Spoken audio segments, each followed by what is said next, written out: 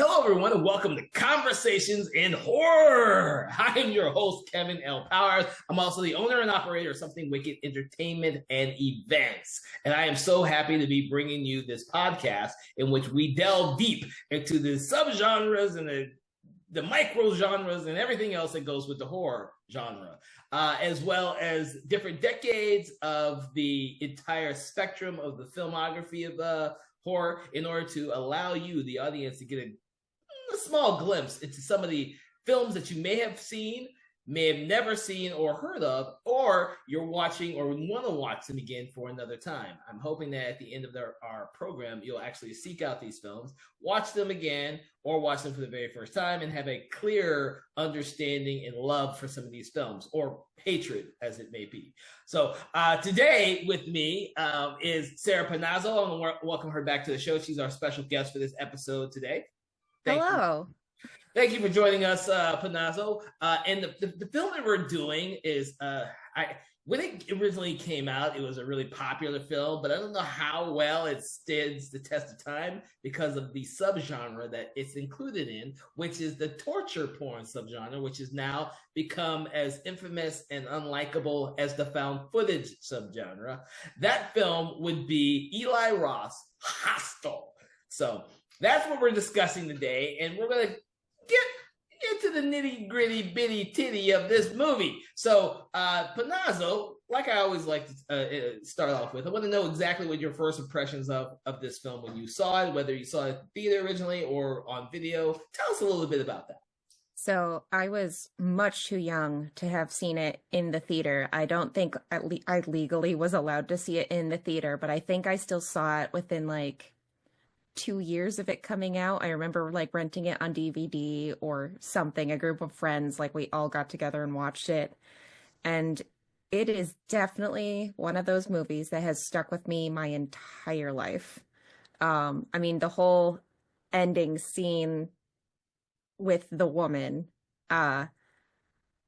is just iconic.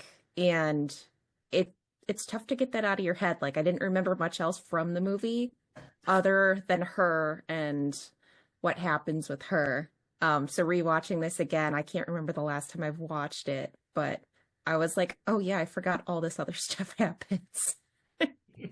So when I saw this, I'm an old guy, everyone out there. I saw this at the theater when it originally came out, and I actually knew who Eli Roth was, the director of this film. And so I had a lot of anticipation for this film because I absolutely loved Cabin Fever. I was a huge fan of Cabin Fever, and I really wanted to see Hostel. Not only because I actually had no qualms about the torture porn genre or the reasons why people hated it so much. I grew up in the time period where gore wasn't that big of a deal, and we would like more of it, but this type of torture in a movie just had not been seen as much, except for in extreme Asian films or extreme French films. This time also we had the French extreme film. So this was not, when I first saw this film, it wasn't like this was groundbreaking for me as it might have been for you. That being said, when I saw this, I just thought it was an okay film because there's a lot of setup before what I wanted to watch actually happens. Right. I forgot, like I said, I forgot it takes 40 minutes before anything to actually happen. Otherwise, it's like you're watching Euro Trip. It feels like a found footage film where there's a lot of setup before the payoff at the very end. Yes. That being said, when I rewatched the film in order to do the podcast and critique of that, I have a completely different outlook on the film. And this happens to be, 2 decades after it was originally released, almost 2 decades. Yeah. Yeah. So a lot of time has passed, and, Eli Roth has become a much more short filmmaker. He's done some much better films than this. And I actually really enjoyed Hostel 2 more than this film. But visually speaking, there are some really cool things that he does in this film that I just did not recognize in 2005 when the film was originally released, but I do now. That's just to preface my whole thing about this film. So, I have a much higher regards for the film than I did when it was originally released. 20 years can soften your opinions on anything, I guess. Yeah, and see, like for me, when I saw it the first time, I was like, oh my, like I saw, I think Cannibal Holocaust right around the same time, which is why we watched it. So I remember being like, oh my God, this is horrific. This is awesome. It's blood, it's gore. Oh my gosh. And now rewatching it now, I'm like, oh, this is really tame for Same. what was deemed the torture porn era, which I know we're going to get into because I have a lot of notes about that. So, for those of you who may or may not have seen Hostel, and this plays into the film, which I didn't really take into consideration until I rewatched it. It's two best friends on a Euro trip, and they pick up a third friend, Oli. Hmm. They pick him up on one of their cities, and they all three are now traveling throughout Europe, essentially just to get laid. Is essentially the basic plot. But the thing is, and that's how I generally took the film when I first watched it.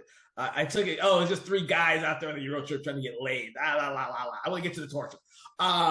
But the idea is that the two main characters, Josh and Paxton, are best friends about to go to college, and Josh is trying to get over his true love, his girlfriend, whatever. And the best way to do that in Paxton's mind is to just have sex with a random person.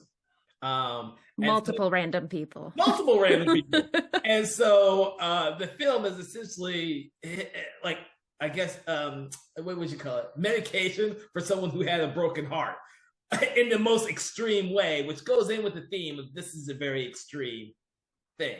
Yes. So that being the preface, I would like to say that the film does open up with an amazing shot in theme. It shows up multiple times in the film, which is it opens up with the location, which is Czech Republic. yeah, some place called Slovakia for short. And in this dungeon or this warehouse of misbegotten torture, they are actually cleaning up this torture chair. Now, it's very important that you're watching this, and it opens because that empty torture chair shows up multiple times in the film, which I never noticed until this last screening. It was like, oh shit, that chair shows up multiple times Yeah. the film as like a precursor to what's eventually going to happen to the main characters of this film. And I thought, oh shit, how did I not see this? It's like I when I rewatched it, I started seeing a lot of different visual cues that Eli Roth was doing throughout Yeah. the film. Because And it's not even just that chair. Like there's the chairs that they center on in like the hotel lobby and everything over and over and over again. And you're like, what the hell is okay, cool, it's a chair. But then like as you get into the movie, you're like, oh, it's the chair. it is, and I never picked up on any of this when I originally saw it. I think, 2005, 20 years ago. I just wasn't seeing this film for something like that. Right. Like we all went into it thinking blood, guts, and gore, but like you said, going back and rewatching it, like there's a lot more. Like besides them going off to college, they keep saying like, well, we want to have a story we can talk about the rest of our lives. And it definitely becomes a story you can talk about the rest of your life based on how long it actually is. Um, but it also hints at later in the film, based on the industries they were going into, that these could possibly become them later on in life, of Mhm. the guy who's unhappy with his career and his family, because there are some like semi-gay undertones with Oh yeah. Josh and whether he is gay or not, and if that's really what was going on, versus Paxton, who was going to become a lawyer or whatever. And it's like they could easily become any of these people paying to visit here. Yes, yes. I saw that too. I was like, oh shit. And these are the things I never picked up until I rewatched. I was like, oh shit. They're doing this trip as their means of an extreme sport, but when they get older, the older people who have gone through their whole lives are torturing and killing people as their means of an extreme sport. Yeah. I never saw any of that until I rewatched. I was like, oh shit. Yeah, because like and I didn't pick up on a lot of the gay stuff the first time I watched it, because like we were watching it and I was like, okay, it's definitely like epitome of the 2000s. Mm-hmm. It's super dated. It's very like everybody said like you're gay 24/7 as like a joke or whatever, and people were very homophobic. Mm-hmm. And now looking back on it, it's like, oh, like we could have taken it as jokes or whatever, but it is a subline contact subtext for Josh's character that makes a lot of sense. It is. The first time I remember seeing or hearing about it is when they go to the nightclub. And then, of course, when they get kicked out, ejected, they're making a whole bunch of gay references to the Yeah, being gay. Oh, you have to be gayer. The thing is, Josh is wearing a fanny pack, just like the other person in the club who's yeah. not talking to any ladies. And then, of course, I don't remember the name of the character in the train when they first meet him, I but don't even know if they give his name or if he's just like the German businessman, I he think may is just be that. yeah. But there's kind of those references where you're like saying that there could be these people in the future when they become successful businessmen, and you could actually see or feel that Josh is actually seeing himself in the guy on the train, who then comes back again, and then he feels like he has to apologize when he sees him again, apologize for the way he acted, and Hmm. those undertones are throughout the whole movie, and you kind of get, oh wow, this is a very interesting film when you take all this stuff into consideration, especially with the fact that they're going on an extreme Euro trip to go say this out loud, bang as many girls as they can, and of Yeah. course the people who are hunting and torturing people are in extreme. I think it's called extreme elite hunting or extreme hunting. I can't remember. Elite Hunting, I think, Elite is the hunting, company. and Yeah. they're doing this because they just need to have something that's much more extreme. Like when Paxton at the very end meets the guy who hasn't gone in yet, trying to figure out whether or not he should make the torture slow or fast. It's like, because he needs that adrenaline rush because he's Yeah. done everything else. He's banged all the way, he's done all that. And these conversations are much more interesting now when you rewatch the film, because and Paxton can't do anything but stand there and just say, duh. Yeah, he's just in shock the entire time, but it's so funny because they're all doing what you would naturally expect to feel alive at that age point, I guess. I mean, like, I guess it's a super extreme on the older front, but yeah, like they're all trying to feel alive in some way, shape, or form. Uh-huh. Um, but yeah, it's definitely an interesting comparison. It is. It's also an interesting comparison to the sexes, because I didn't see this until I rewatched it. The two ladies, I wish I Yeah, remember, I but can't remember their names. become Josh, Paxton, and Ollie's roommates, where they don't think they would be in a co-ed hostel, who are manipulating them the entire time. And then when it's revealed, when the one lady drops Paxton off, Paxton thinks he's going to go meet his friends, and she flat out says he is her bitch at that time, because Yeah. she's been manipulating him the entire time, whereas Josh and Paxton have been thinking that they've been doing whatever they can with the female sex throughout the whole thing, and without any regards to them at all, and without any repercussions of what they do. And this is like an extreme repercussion, because these women are the ones who are really manipulating these gullible and vain men into becoming victims of even more vain men as they're older. Like, you don't see the Yeah. young people torturing other No. young people. You are seeing older business people doing this. Well, and it's weird because they are led into this almost from the beginning when they accidentally meet Alexi, the Lexia. guy in the apartment who lets them in once the hostel is closed. And it's like by sheer happenstance they miss their curfew Mhm. and they end up on this from countries away, mind you, to then get this. Like these people are being semi-hunted down before they even get there. Mhm. So it's very interesting in that front too, of like kind of like a human trafficking-esque thing. Like they're literally on the train there, and the guy is figuring out that this is the guy he wants. He wants Josh. So it starts really early without you even realizing it. Yeah, which is interesting because, like you just said, it's happenstance. We don't realize that Alexi, or I think it's Alexi, I think is so. in on it to the very, very, very end. You just think this is all, oh, it's just. And the thing is, Alexi has this cell phone with him and all these girls in it, naked girls, and that's what entices the three men to go there. Hmm. Uh, which is really, extra, but it's also there. He's manipulating them to leaving their trip to going to somewhere that they have no clue about. And Yes. and Josh is saying, "Oh, this is not even on the map. We don't, it doesn't matter. You go there, you'll have lots of fun." Yeah, and he's like, nobody else is there, and it's like, well, I wonder why. And speaking of which, I know Eli Roth and the makers of the movie all like were very put down by the actual countries that were mentioned um because of it. Where was it?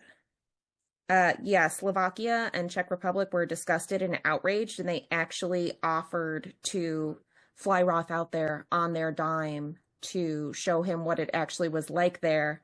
And Roth was like, I wasn't meaning to be offensive. It's really about how Americans don't even know that these countries exist. And it Mm-hmm. aims to show Americans' ignorance of the world around them. And then he started arguing that people still go to Texas even though there's a chainsaw massacre. So you can't take too much offense by us calling out your country in the movie, um, which I thought was just a fun tidbit. But yeah, I mean, this could literally happen anywhere. It could have happened in the United States if we wanted to. It just makes it more fun that it's like a backpacking Europe trip. Yeah, and the fact that the people who are torturing get charged more for Americans is like astronomically more than everyone else. I think that was probably like there's a lot of blood, guts, and disgusting stuff, and it's like it's creepy, it's scary, but the scariest part is that oh no, I'm paying to be here is just probably the worst part. Like I was while rewatching it, I was even like, man, there's probably like the guy cleaning out the cells with the hose Yeah. is also probably paying to be there. Oh, Because it's like a whole thing for people. So like I wouldn't be surprised. well, getting back to something I don't want to forget about. I like the fact that there's that little kids gang, which is has their payment is usually in candy and bubblegum. Bubblegum, the Um, bubblegum gang. that was the bubblegum game is awesome. Essentially, these younger kids who have been left to their own devices in Slovakia, who have no grown up parental guidance whatsoever, have all banded together to do their own thing, and it doesn't. It you realize that the people in Slovakia, the grown ups who are doing this whole torture thing, have no say in what these kids do when the kids are manipulated at the very end with Hmm. a bag of candy and they beat up the so-called, I don't even know what to call these guys, the torture Yeah. people. I thought because you could think that these kids would just be another element that the torture people Yeah, paid off absolutely. into that scene there. And I was like, dude, they take nothing from any grown-ups whatsoever. That's where the youth of this whole culture has rotted to the fact that these kids are eating the main thing that will rot their teeth out. And that's their payment. Yeah, I think it's funny that they bring them back for the second movie, essentially, because that's some of my favorite bits is them playing soccer. But no, it was funny because they actually like found these kids on the street while they were filming there, and they were like, "Hey, we're going to hire you guys to be in this movie. If you don't fuck with us and like steal our shit, we're gonna give you like money." So there was a lot of that. I don't know if you have the DVD, but I watched the behind the scenes called Hostel Dissected, and it's so funny just them hanging with the kids. And it's just bizarre. Oh, I bet. Does it say where this was filmed? Was this filmed? It was in Czech Republic. I had written down somewhere exactly where it was. But I cannot find it right now. But yeah, it was in the Czech Republic, all of it. And it was between like different mental hospitals, abandoned hospitals, stuff like that. And then some stage work. Well, I say that because the cinematography and the way they use the streets in the city is actually really interesting, especially at the end when they're trying to, or Paxton and one Asian lady are trying to escape. I think she's Japanese, but I forgot. Yeah, I think she's supposed to be Japanese. But yeah, that's why I really liked the behind the scenes featurette because they actually showed that they filmed all three shots like at the same time while they were doing the whole ending car chase thing in the city at the same time as the red district at the beginning. Hmm. And all of the other like walking through town bits. It was literally all the same town within blocks of each other. Oh, okay. So I can, it's on YouTube too. I watched it as a two-parter. I highly recommend it because it is a lot of fun. The crew seems like they're a lot of fun. That seems like they had a lot of fun with what they had for this. Like they hired a string quartet to play in between shots to lighten up the mood in the building. Oh, Jesus. So it's really funny. But yeah, I mean it's like the cute little perfect town, except the whole town is also in on it almost. Hmm. Or it seems that way because you get so many dirty looks. And like you said, Yes. with the kids, you don't know if they're in on it or they're not. The cops are in on it that you find out. The local like women are in on it. So it's like how far does this actually go? Mhm. Yeah, yeah. Oh, which brings up another interesting thing that I noticed this time around, and I don't think I noticed before. And this is kind of a precursor to the ending, of course, because when Josh and Paxton, I think, start to follow the guy they think is Ali because he's wearing his Hmm. coat. They follow him into a torture. What is it called? The Um, torture museum. Torture Museum. Thank you. The Torture Museum, and of course, they eventually become tortured themselves. So it's interesting that what they see in there, and they see that empty chair again in Yeah. the Torture Museum. Well, and like there's the guy who scares him who's like dressed as like the executioner, and he's literally wearing the same exact colors as the like leather smocks that they wear at the thing. Um, but yeah, I mean, just the ticket taker where he's got like the ticket and it's like a little tiny guillotine You just think? chopping the head off the tickets. I was like, this is perfect. I love this. Yeah, yeah. The little things like this I never noticed 20 years ago because, like I said, I only ever saw the movie twice. Uh, Yeah. Well, and and go go ahead. ahead. Go ahead. No, no, I was like, I only ever seen this movie twice, so it's not like one of those films that I was begging me to rewatch it. And I've seen all three of the Hostel movies. Yeah. It only had something to do with the first two. Um, Well, and like I said before, like I remember it being a lot more grotesque. And this time while watching it, I was like, okay, everybody's done the Achilles heel shot, which is still disgusting. There's other gross bits, but the forced perspective that they did and the clever cutting that they did, mhm. like when they're trying to briefly show what's happening before all of the guys get taken, where they're gonna like chop off the one woman's toe with the bolt cutters, Mhm. and instead they quick swap over to somebody using toenail clippers. I was like, Yeah, this is genius. And then like I said, you've got the whole thing with the chainsaw, and it's like, man, it looks really good. Like you can tell, like looking from a film perspective, that it is forced perspective, but it looks really well done. The guts, the gore. I mean, it is Greg Nicotero who yeah, was in charge of like makeup of NFX, so like of course it's wonderful, but like it's it wasn't as bad as I remember because we've gotten so over the top with stuff like Terrifier and stuff like that. Like it's no longer shocking like it was for the time, but not anymore. yeah. And you're right. It was a hell of. I mean, this was at the post one of the poster childs for the torture porn uh image. It was actually what the first one ever was called torture porn. Yeah, because this came after Saul. Saul wasn't really considered that until like the sequels, I believe. Yeah, so this one, David Edelstein possibly coined the term in 2006, and he called this torture porn in his article. I actually found a link and read it. And then they went back, and a lot of people started labeling things as torture porn Mm-hmm. before that. And I was like, oh, that's really interesting that this let it off, but really it's existed the whole time between like splatter films and everything else. But yeah, like the 2000s, they said like particularly 2003 to 2009 was the torture porn era. Oh, it And we lasted that long, huh? yeah.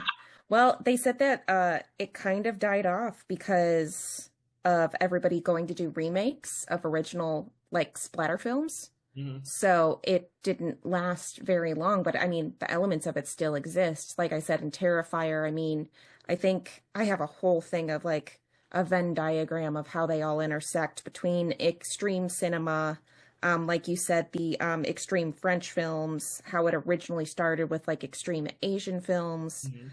and then how it became like splatter versus Gorno versus torture porn versus splatstick. And it's just very interesting how it's like the term for it just kind of disappeared, but it still exists. Because like extreme horror, it would technically be what it is now, and that's where you get like the Substance Infinity Pool. People even put on like Natural Born Killers, Passion of the Christ. And it's like it's such a bizarro list of what you would consider extreme cinema because it spans all genres. Yeah. And it's like, okay, it disappeared, but in name only because it still exists, obviously. Well, I'm sure that that moniker used to help sell certain horror films, Oh, where yes. now people look down upon it when you say it. Well, they looked down upon it then too, because they were like, this is disgusting. It's like porn. People are getting off on this. Because that was like the big thing for me being in like high school at the time, is everybody was like, oh no, you guys are, it's just like a version of porn to you guys. And it's like, no, it's like almost an art form back then. And that's how it started off as, was an art form for theatrical stuff. And back in like 1906, I think was like the first labeled or written down version that they had history of. But it's, I mean, like I said, especially with Terrifier, that's like the biggest, bloodiest thing we see nowadays. And nobody's going around calling it torture porn anymore. It's just like extreme blood and gore. Someone will come up with a new if the Terrifier 3 thing hits on something, Oh they'll yeah. make more. Well, in theory, it kind of is. You have the, what was it, Winnie the Pooh, Blood and Honey, which is just as disturbingly graphic and gory as that is. Yeah. And they have multiple spin-offs and sequels in the works. So I don't see it like going anywhere anytime soon. Well, and that's why, like I said, like I feel like the title of torture porn has disappeared, but it has become more normalized in horror itself. So we don't really call it that anymore because nothing is shock and awe. I mean, like we're not going as far back as like Serbian film and stuff like that, where it gets like really, really nasty. But like you get some of the over the top splatterific everything. Yeah, yeah, yeah, So yeah. yeah, like I said, going back and watching this, like I wasn't as disturbed because I was like, oh, this is in every movie now. Like this was the leader, but it is now nothing new. And going back and watching it, it's like, oh, this is it. Well, also keep in mind that that was actually part of the plot of the movie. Yes. So it's much more readily there. It's kind of like watching Captivity, which I don't think anyone remembers that movie, but that's essentially a torture movie as well, but less Hmm. graphic. If you were going to do a more PG 13/R version of a torture porn, you had Captivity.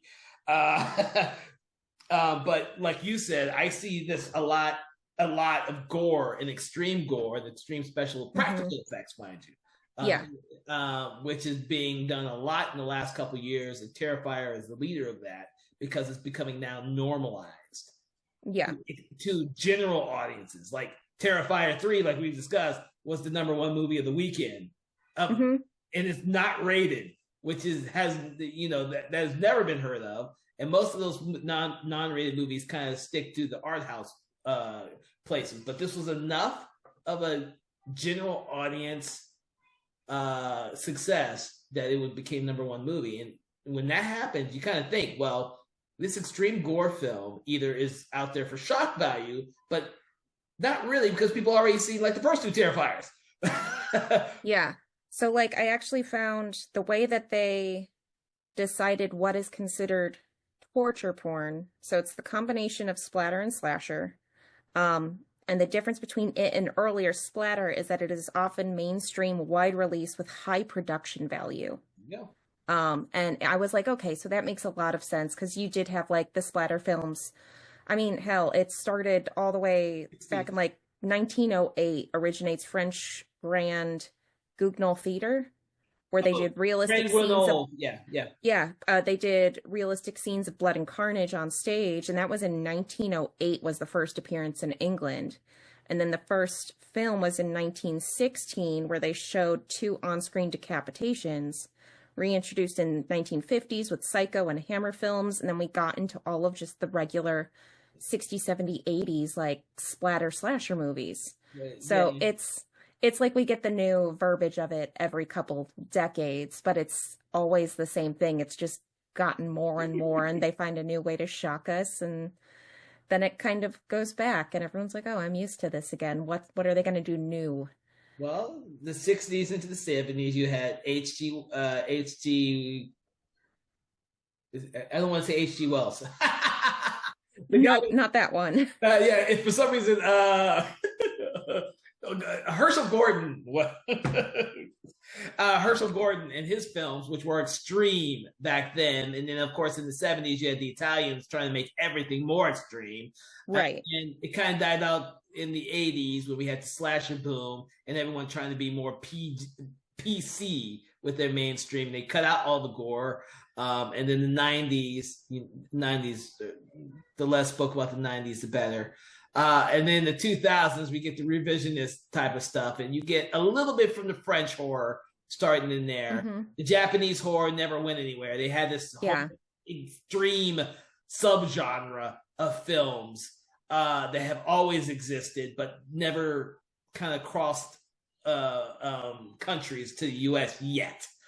Yeah, I mean, they're slowly getting there because Yeah. I remember like Audition and Ichi the Killer, and then we got like what was it, Old Boy, Old Boy, and where like we saw that, and then it was like they did the U.S. attempt at a remake, which was really just not great, but like we started getting into it, and so now it's more here than it was. Like it's more known now than it was yeah. back then, which I really appreciate because it is fantastic. Yeah, well, that's because audiences nowadays are not afraid of foreign films and subtitles. So Mm-hmm. you're getting all those films that we had access to, but no one was watching them because they were subtitled, and no one was dubbing those movies. Like you can dub a Jackie Chan movie, but no one's dubbing the extreme Japanese horror films back in the No. day. You know, and then we get to Eli Roth, who's influenced by these filmmakers and Yes. not only in Hostel, but even in the extreme horror that he's depicted in Cabin Fever, which that was his low budget debut film that did more money than it probably ever should have, but it Eli Roth became known as that whole guy who did these type of films. Well, and it wasn't just him because we've talked about this before, but the Splat Pack in general Yeah. ends up being that whole like 2000s gore fest. And you get so many good films, so many good directors that are really big, even still now, who are still making things. And it was just like one hit after another. And I appreciate that they all kind of branched out to do some other things, but I love when Eli Roth comes back to horror and does like Thanksgiving in full. Come on, you 'Cause like Borderlands? don't even talk to me about that. But no, like Thanksgiving, fantastic. Green Inferno, great. All of the Hostel stuff, Grindhouse, Cabin Fever. I mean, it's fantastic. It's funny. It's gory. I love seeing him as an actor and other things. But yeah, everybody who's kind of surrounding that too ends up being around the same thing. It's all that like super gory, slight comedic undertones. It's just it is the 2000s. Well, I It's think everything I remember about it. I think why Hostel also works for mainstream audiences is it does have a sense of humor to it. Yes. When Paxton's two fingers get chopped off by the chainsaw and he's trying to save his two fingers, but then we Or all the hand falls off and stops the cart from rolling and you can't move it and you're like, what is. And then the whole scene with the Eli Roth's buddy, who is the US guy killing people, who's just like trying to like, do you go fast? Do you go slow? Did you enjoy yourself? those type of moments makes the whole extreme nature of what's going on in the story a little bit lighter. You could have Yes. gone completely extreme. This could have been something as dark as Martyrs or Yes. Gills. but that but this isn't trying to be like one of the French extreme horrors. This is, No. we have, Eli Roth has taken these aesthetics and made them more mainstream and more Americanized, because these are two Americans going through here. Yeah. Although Paxton at one point tries to convince the guys that he's not an American, which is quite funny. I didn't notice that until I rewatched it, just so they don't torture him because he paid for an American to torture. I did find that hilarious. Stuff like that I found funny this time around. So. Yeah, I mean, and the absurdity of the ending, like the woman sees her reflection in the sign at the bus stop, and then she just like yeets herself in front of a very fast moving train that's coming through a station.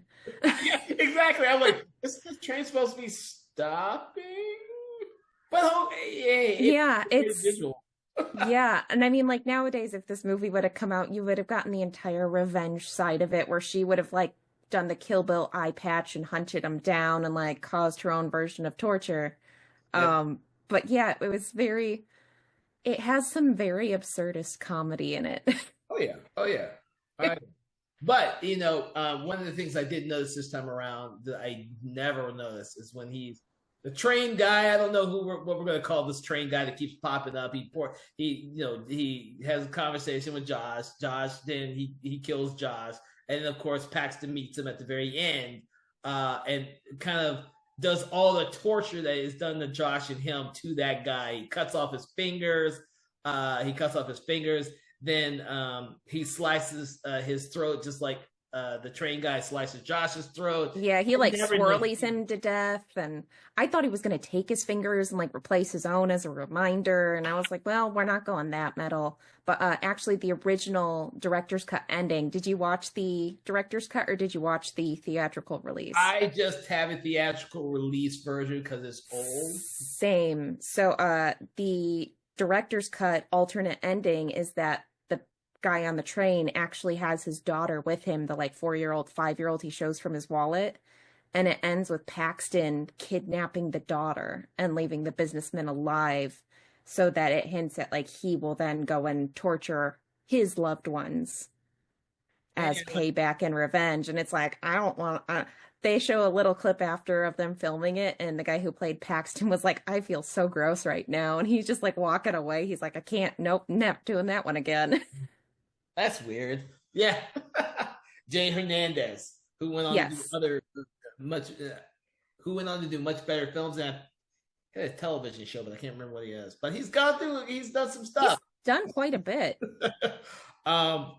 Well, he doesn't survive much longer in Hostel 2, but No. The homage to, I guess, Friday 13th Part 2, when Jason out of nowhere just kills the survivor for the first one. It's like, you left Crystal Lake, Jason? What the hell? But Yeah. those type of things, and I believe when I rewatched it, that was the first reference I got, so that Eli Roth is making a reference to that. That didn't make any sense to me for Friday 13th, and it didn't make any sense to Hostel 2. Well, and Hostel 2 is just like a fever dream that's so much fun. I mean, my favorite shot is the ending with the soccer goal with the head, and I'm like, of course, this is how we end this movie. Yeah, I love Hostel 2, and that's probably why I did not remember this first film until I rewatched it, because I watched the second one and just enjoyed that story a whole lot more. I thought that was much more. That being said, I want to make sure I get all my notes out. Is there something you also would like to get out in regards to this? Because I want to make sure I get everything with Hostel out. No, I think I got most of it, going into like extreme cinema, the history of like torture porn and how it's here but it's not here. But yeah, I highly recommend watching the Hostel Dissected because it is so much fun. One of the notes I did have from that is that the set designer starts everything in Amsterdam very bright and vibrant with multiple colors and everything. And then as they move to Slovakia, it drains all color from life due to the torture, so that the only color you then see is the color of blood. And I was like, that's something I did not pick up on watching the film, but it makes a whole lot more sense. I didn't pick up on it at the very beginning in Amsterdam, but I did pick up on the very gray and brown colors. Yeah. Slovakia thing. Yeah. and this is and I remember this being successful. I don't remember how successful. Yeah, it the budget was 4.8 million and it made 82 million worldwide. Yeah, I don't think anyone was expecting this damn movie to be as successful as it was, and it became and it was one of those films that then of course torture porn became popular for the 6 years it was popular. Yeah.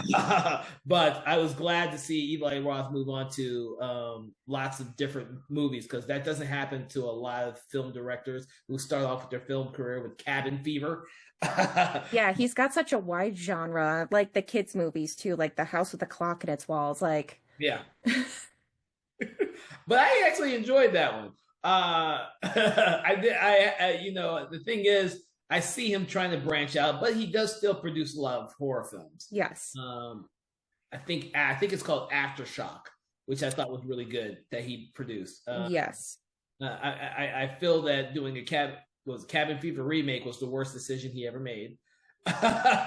But Hostel is still something that I guess holds some type of deep meaning to him because I think I read that they were trying to do a Hostel TV series now. yeah. Apparently, it's like in the works. I don't know where in the process because I couldn't find too much. But I mean, like, as long as it's done well, I can see it doing well. Because, like I said, it's still relevant today with everything else and the gore and guts of all the fun stuff. And you can think about all the new up and comers who want to get into special effects having their fun.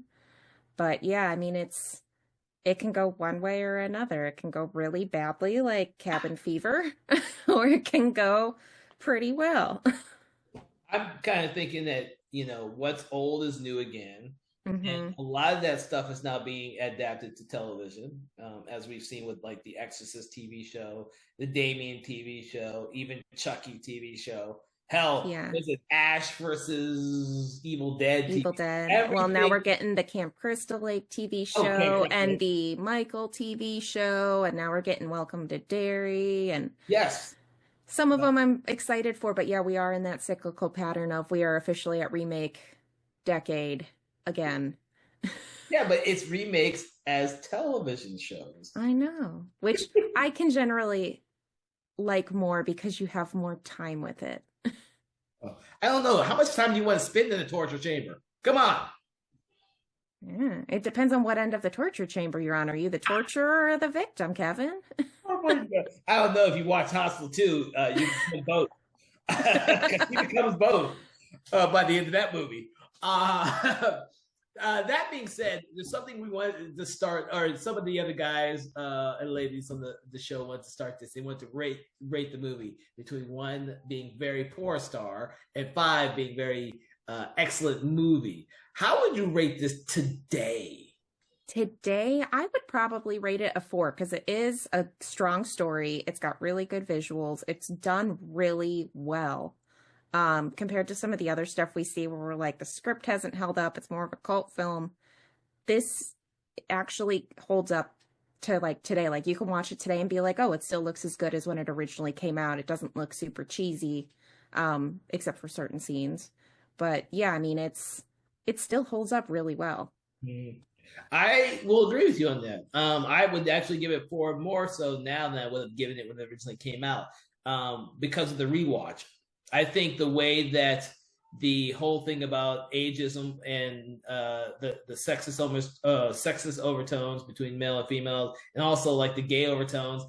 I did not when I originally watched this. It was all throwaway to me. Yeah. When you rewatch it after you spend some time with the movie, it allows you to see some of the deeper meaning in the movie. I do like the ideal that, and I only have this now, that the main characters are essentially the younger version of what they could become when they become torturers in their old age, dissatisfied with their lives. That adds a new element to the film that I had never, ever, ever even thought of, and it allows me to enjoy the film a little bit more. Oh So yeah. it's not me watching a bunch of people get tortured for the hell of Yes. it. And that's why I say with you, I think it does stand the test of time, even though you have uh, those gay remarks in here. I think it works for the Paxton character, not hmm Paxton, but the Josh character a lot. So someone who doesn't know himself. Uh, Yes. those all work for me. They don't seem dated to me anymore. I could have watched this and taken this movie a completely different way, but I think after our discussion, I think it's worth giving it 4 stars. I think it's a film that a lot of people out there who may have dismissed this film can go out there now and see it with a different lens. Maybe enjoy it, maybe not, because torture porn may not be their thing. You can definitely stop at like the 40-minute mark and get most of the film and then like cut straight to the last 10 minutes. And I think you've got most of the movie. Yes, but I like to say that, to be honest with you, this is not any of the more extreme stuff out there. No. Completely tame, considering some of the stuff that was out there in the 2000s and even today. Yeah. With that, everyone, I want to thank you so much for joining us for Conversations in Horror. It's been a pleasure talking to you, Panazzo, about the film Hostel from director Eli Roth. If you're out there and you enjoyed this episode, make sure to check out some of our previous episodes. The show is available on all of your favorite podcast apps. It's also available on Spotify and YouTube. So please check us out. Make sure to follow us for future episodes. And with that, everyone out there, have a pleasant day. Conversations in Horror is a Broken Lighthouse Pictures production, written, produced, and directed by Kevin L. Powers, executive producer Kelly A. Inoka. All contents and material from this episode of Conversations in Horror is copyright 2025 Broken Lighthouse Pictures.